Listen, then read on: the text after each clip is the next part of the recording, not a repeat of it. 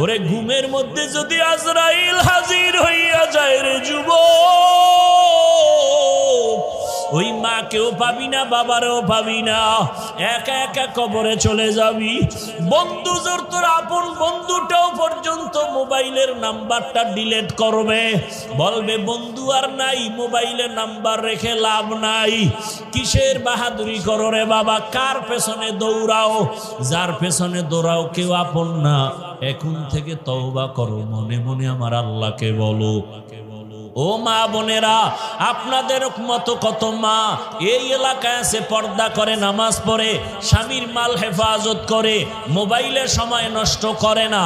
আপনারা কেন পারবেন না?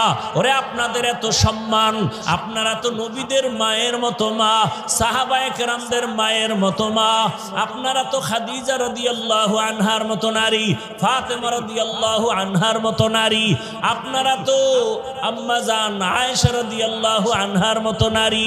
একটা সন্তানকে আদর্শবান ডাক্তার বানায় যান, সন্তানের ব্যবহারে কোনোদিন আলেম ওলামা যেন কষ্ট না পায়, সন্তানের আচরণে কোনোদিন শিক্ষকেরা যেন কষ্ট না পায়, সন্তানের ব্যবহারে মা বাপ যেন কষ্ট না পায়। এমন একটা সন্তানকে মা যদি আদর্শ ডাক্তার বানায় যান, ডাক্তারি করবে, তেলাওয়াত করবে, নামাজ পড়বে, মা বাবার জন্য দোয়া করবে। এখনো সময় আছে, তওবা করেন।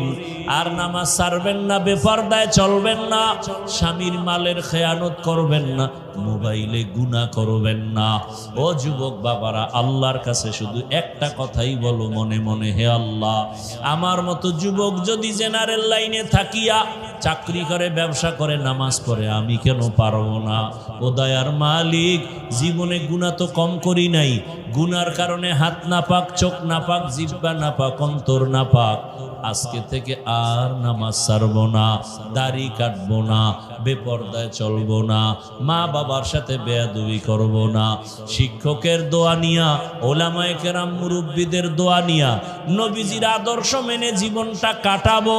তওবা করার মতো যদি অন্তর তৈরি হয়, ওমরের মতো যদি দিলটা পরিবর্তন আসে, খাঁটি তওবার নিয়ত যদি থাকে, দুটো হাত আমার আল্লাহকে দেখায়া দাও।